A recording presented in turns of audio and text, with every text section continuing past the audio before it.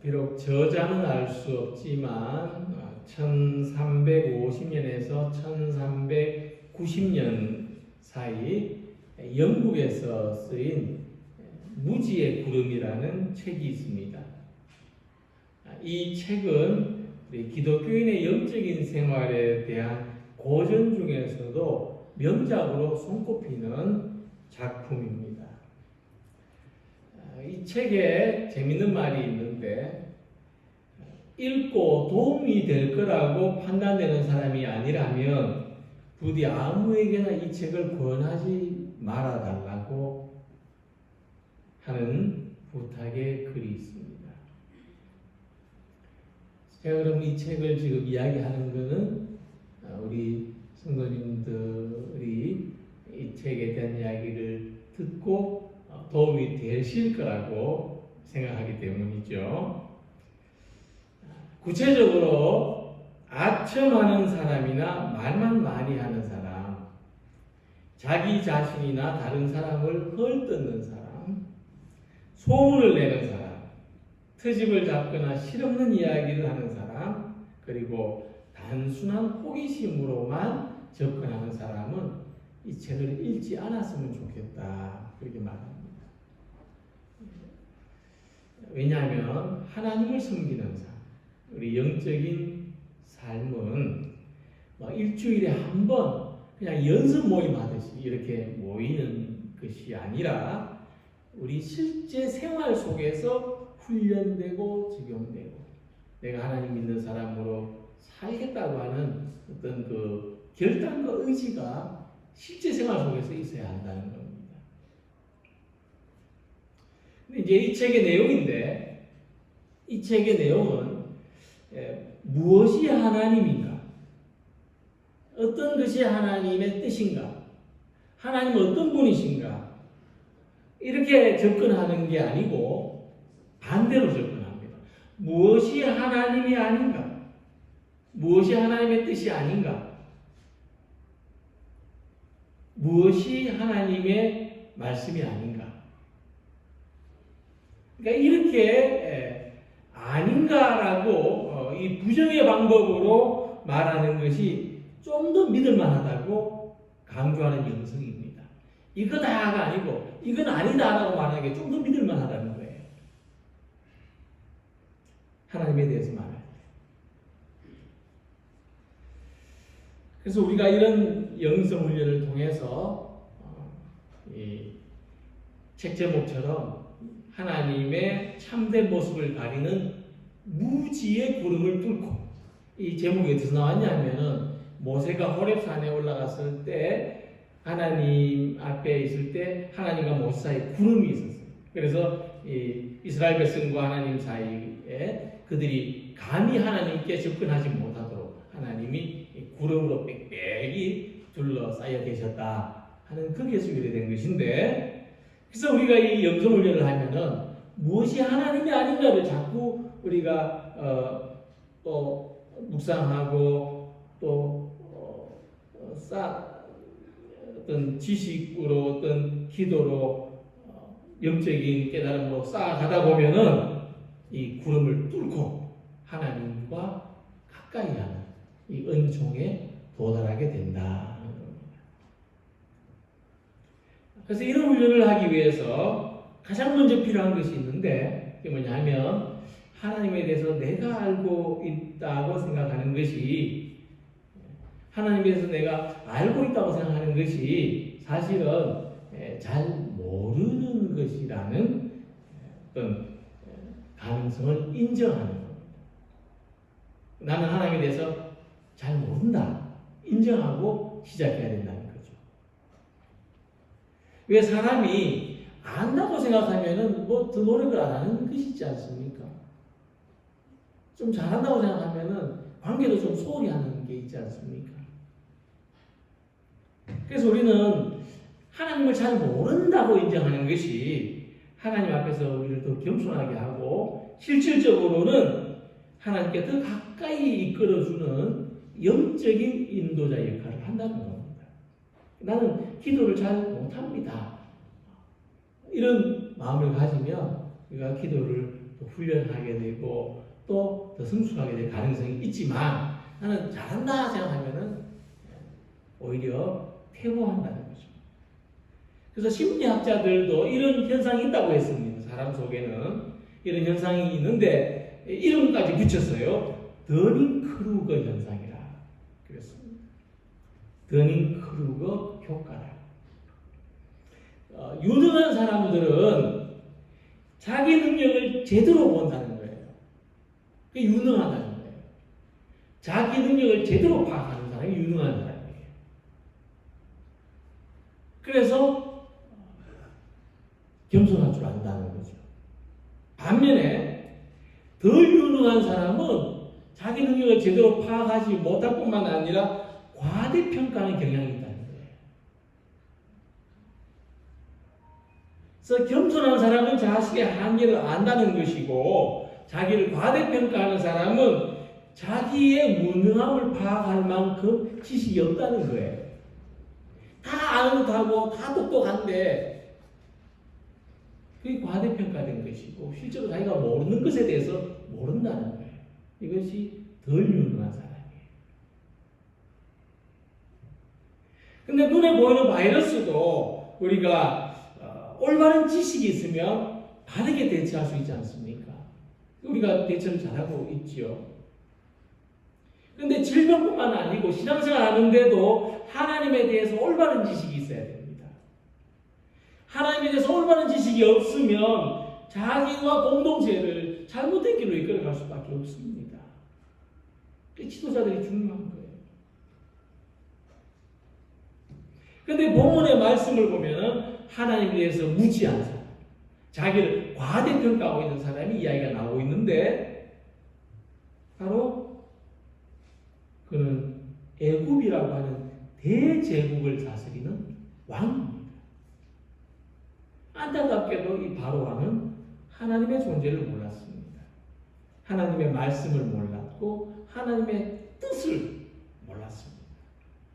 그런데 이것은 단순한 무지가 아니었습니다. 그냥 단순히 모르는 게 아니었습니다. 그의 교만과 그의 욕망이 하나님의 말씀을 왜곡시켰고 거부했다는 겁니다. 바로 왕은 스스로 무지하게 된 사람입니다. 이런 사람에게는 가능성이 없습니다. 바로 왕은 하나님에 대해서 알기를 거부하는 이 속되고 타락한 세상의 모델입니다. 우리는 이 모델을 보면서 우리가 하나님을 알고 하나님의 말씀을 듣고 그것을 인정하고 하나님의 선하신 뜻에 순종하며 살아가는 것이 얼마나 복된 삶인가, 얼마나 다행스러운 삶인가. 내가 어쩌다 보니까 이렇게 된 것이 아니고 참 내가 이렇게 사는 것이 은혜 중에 은혜다 고백할 수 있는 우리들이 되고 또 이 믿음 위에서 우리 자신과 우리 공동체를 생명의 길로 인도해가는 성도들이 되시기를 소망합니다. 자, 드디어 이제 모세와 아론이 하나님의 말씀을 들고 바로 왕을 찾아갔습니다. 그리고 말했습니다. 이스라엘의 하나님 여호와께서 이렇게 말씀하시기를 내 백성을 보내라. 그러면 그들이 광야에서 내 앞에 절기를 지킬 것이니라 하셨나이다. 그러니까 이 모세와 아론은 자기들의 목숨을 이 파리 목숨처럼 다룰 수 있는 바로 왕 앞에서 이렇게 담대하게 요구했습니다. 하나님 말씀이 내 백성을 보내라 하시리이다. 그것은 그들이 하나님의 말씀에 대한 믿음이 있었기 때문입니다.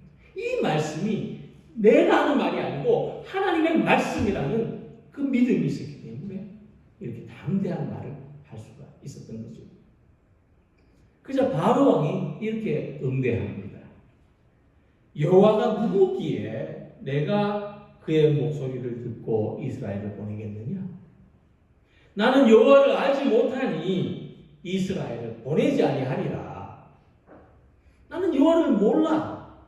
그가 누구라고 내가 그 말을 듣겠느냐? 이 모세와 아론의 담대함이 하나님에 대한 믿음에 근거한 것이라면 바로의 담대함은 왜 우리 속된 말로 모르면 용감하다고 하나님에 대한 무지와 불신앙에 근거한 것입니다. 자, 여기에는 내가 지금 이스라엘을 지배하고 있는데 나한테 지배를 받는 그 이스라엘이 믿는 하나님에게 내가 복종하겠느냐?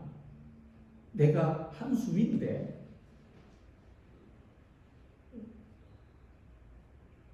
그런 생각이 깔려있는 거죠. 내가 하나님보다 높아. 그렇죠? 그러니까 하나님께서 다스리시는 것이 분명함에도 불구하고 사람들은 하나님의 다스리심을 받지 않는 거야.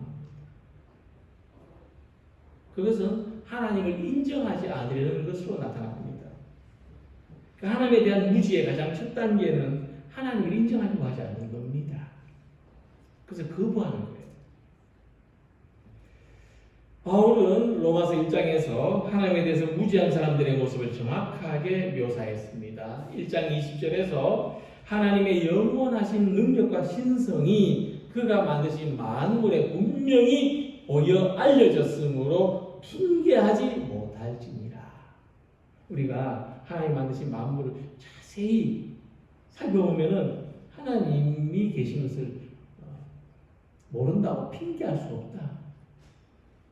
하나님은 안 계시다고 말할 수 없다. 근데 21절에서 그런데 사람들은 하나님을 알되 하나님을 영화롭게도 아니하며 감사하지도 아니하고 오히려 그 생각이 허망해지고 미련한 마음이 어두워졌다고 했습니다. 우리가 하나님이 계실지도 모른다.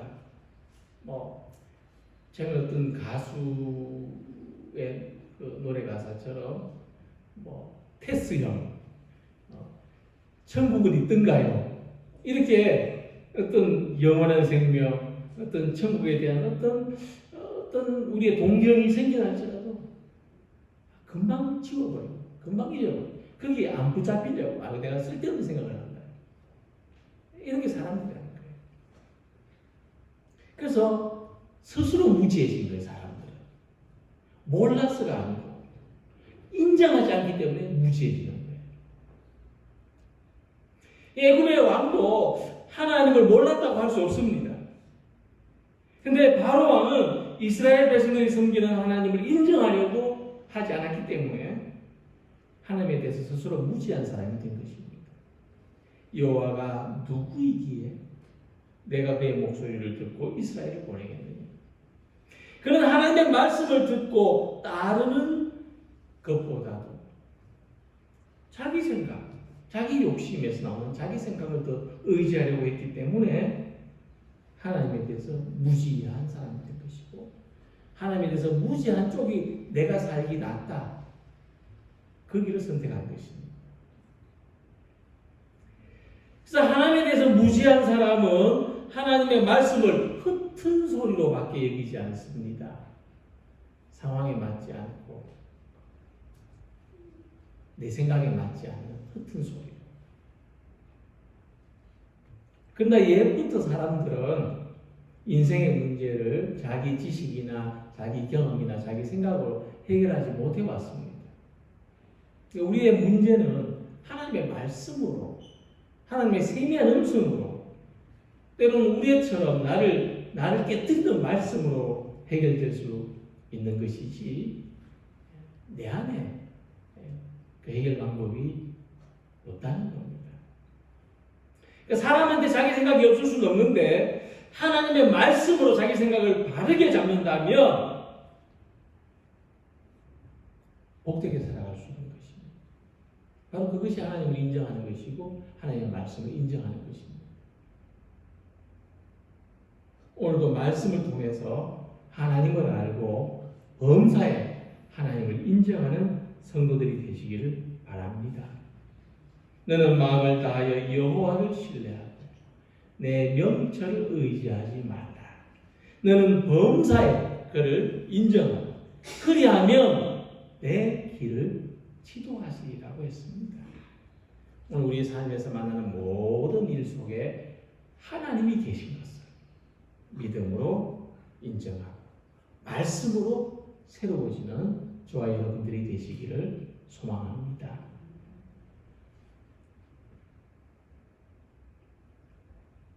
나는 하나님이 계신 것을 알지 못하니 하나님의 말씀도 듣지 않겠다는 바로 왕에게 모세와 아론이 다시 이야기합니다.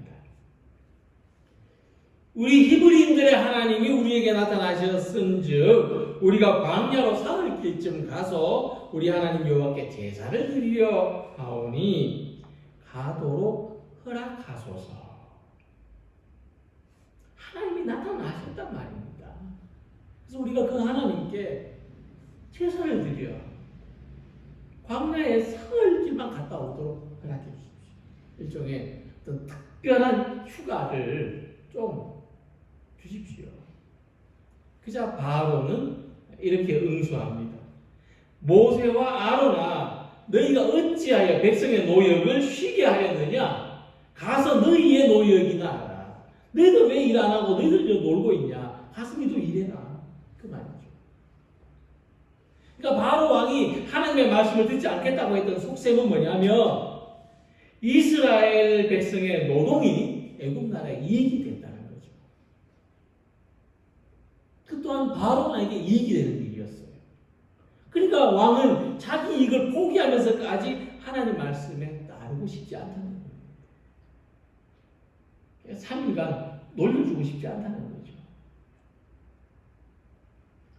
자, 그렇다면 이렇게 하나님 말씀을 따르는 것이 손해가 되고 그냥 내 생각대로 사는 것이 나한테 이익이 되는데 우리가 왜 하나님 말씀에 순종해야 되는가 하는 문제가 생깁니다.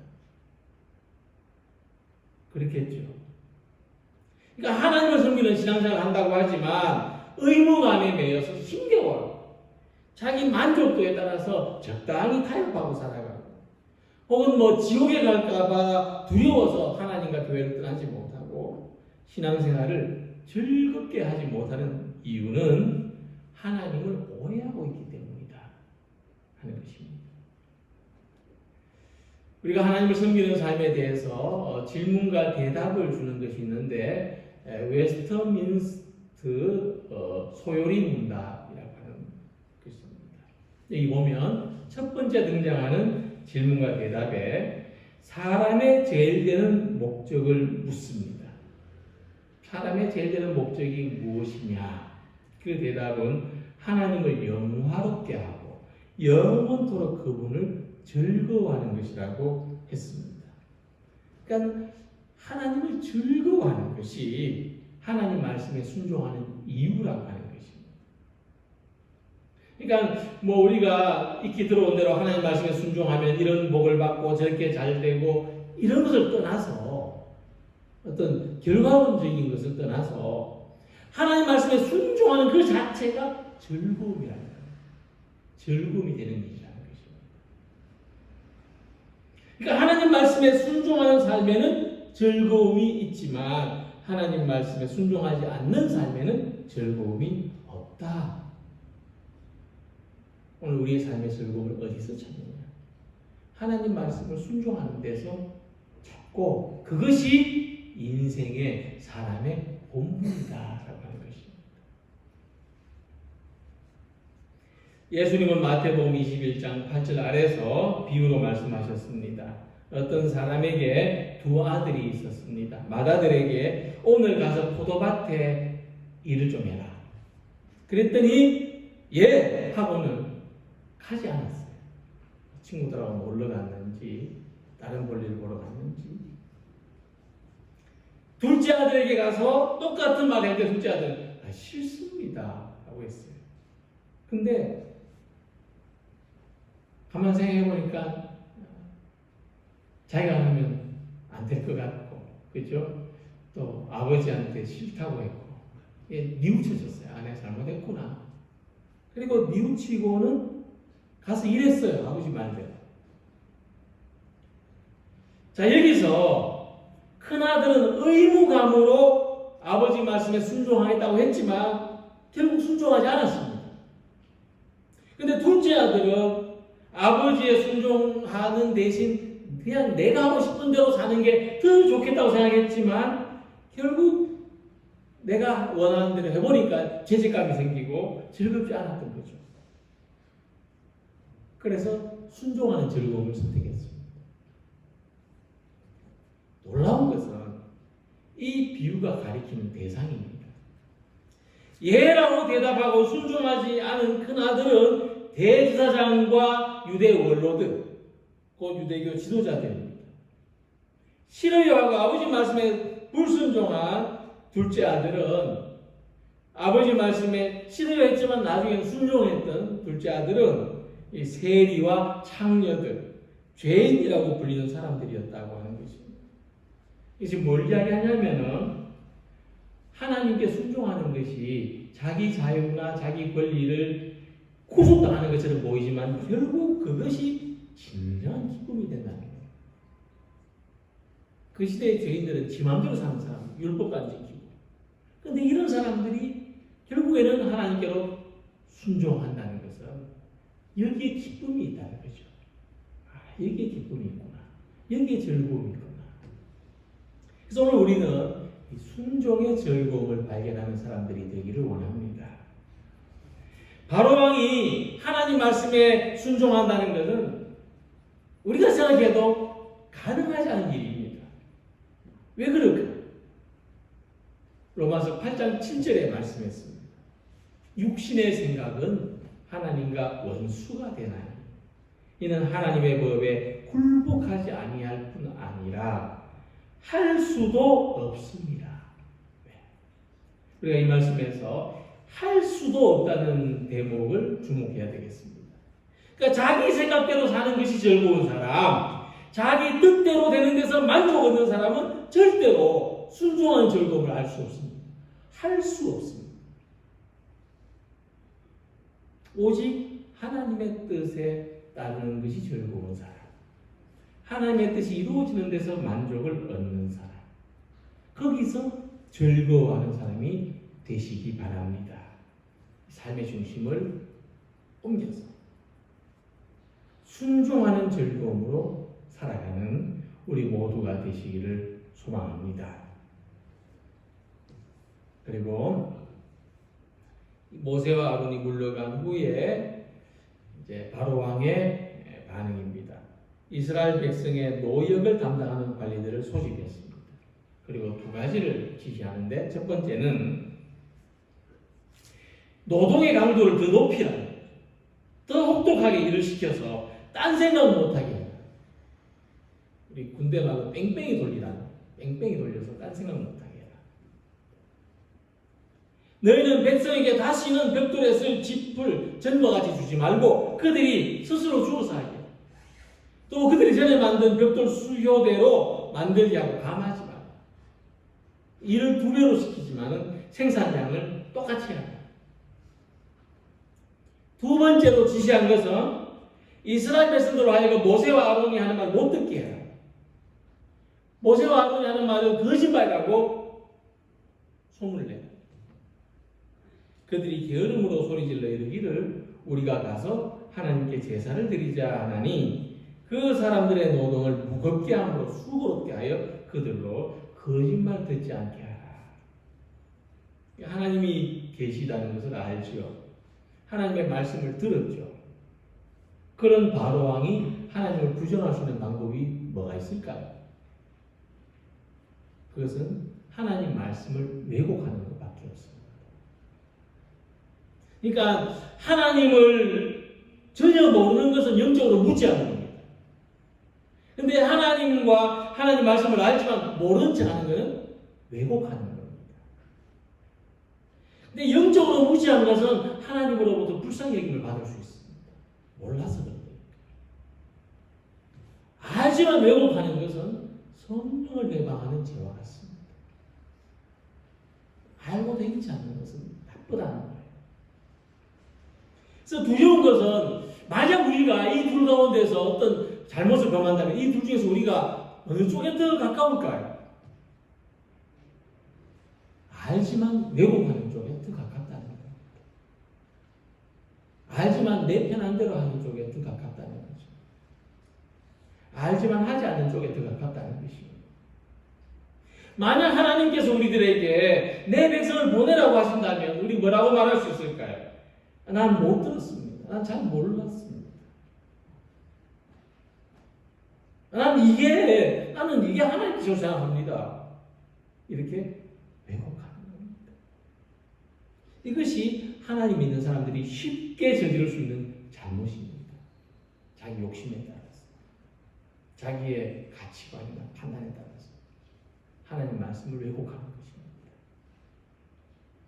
다윗은 시편 14편 1절에 말하기를 어리석은 자는 그의 마음에 이르기를 하나님이 없다 하는도다. 그들은 부패하고 그 행실이 가증하니 선을 행하는 자가 없도다 하고 했습니다. 그러니까 악한 사람들의 근본적인 죄는 하나님으로부터 배우려고 하지 않는 것입니다. 하나님이 없다고 말하고 하나님 말씀을 거짓말이라고 그냥 자기 생각, 자기 지식으로, 자기 경험으로 살려고 하는 것입니다. 근데 그것에서 뭐가 나오느냐? 결코 선한 것이 나오지 않는다는 것입니다. 부패하고 가증한 일을 행한다는 것입니다. 그러나 하나님을 알고 모든 일에 하나님을 인정하는 사람에게는 다른 증거가 나타나는데 그 사람은 하나님을 기쁘시게 하는 일에 노력과 열심을 보입니다. 즉 하나님을 기쁘시게 하려고 하는 마음을 가지고 살아간다는 거죠. 그리고 그 사람은 하나님의 뜻을 이루려고 하는 일에 크고 놀라운 생각을 가집니다. 내가 어떻게 하면 그 뜻을 좀 이루어갈 수 있을까? 그리고 그는 하나님을 믿는 일에 담대한 결심을 합니다. 어떤 뭔가를 결단하고 삶의 방향을 바꾸고 행동에 옮깁니다. 왜냐하면 그는 하나님으로 인하여 자기 삶에 큰 기쁨과 만족을 얻기 때문입니다. 그거 외에 다른 더 기쁨고 더 만족한 것이 없기 때문입니다. 자, 이 내 백성을 보내라 하는 이 말씀은 애굽의 바로 왕에게만 하신 말씀이 아닙니다. 이 광야로 사흘길쯤 가서 예배하라는 이 말씀은 이스라엘 백성들에게만 하시는 말씀이 아닙니다. 하나님께서는 마지막 날에 예수님을 통해서 우리들에게도 말씀하십니다. 범사의 날을 인정하라. 현실적인 손해가 따르더라도 내게 내 말에 순종하는 즐거움을 가져라. 순수히 살아가고 순수히 용서하고 순수히 서로 섬기고 대접하라. 수없이 말씀합니다. 우리는 이 말씀을 모른다고 할 수 없습니다. 우리는 이 말씀을 직접 듣지 못했다고 할 수 없습니다. 우리는 예 대답을 하고 아멘 하고 실천하지 않는 사람이 되서는 안 될 것입니다. 이 말씀이 우리들에게 직접적인 이익이 되지 않을 뿐만 아니라 무엇을 어떻게 해야 되는가 고민을 주고 도전이 된다 할지라도 우리가 하나님이 계신 것을 알고 하나님의 말씀을 듣고 하나님 앞에서 아멘하는 기쁨을 압니다. 하나님에게 하신 말씀에 순종하는 즐거움으로 살아가는 우리 모두가 다 되시기를 주님 이름으로 기원합니다. 기도드리겠습니다.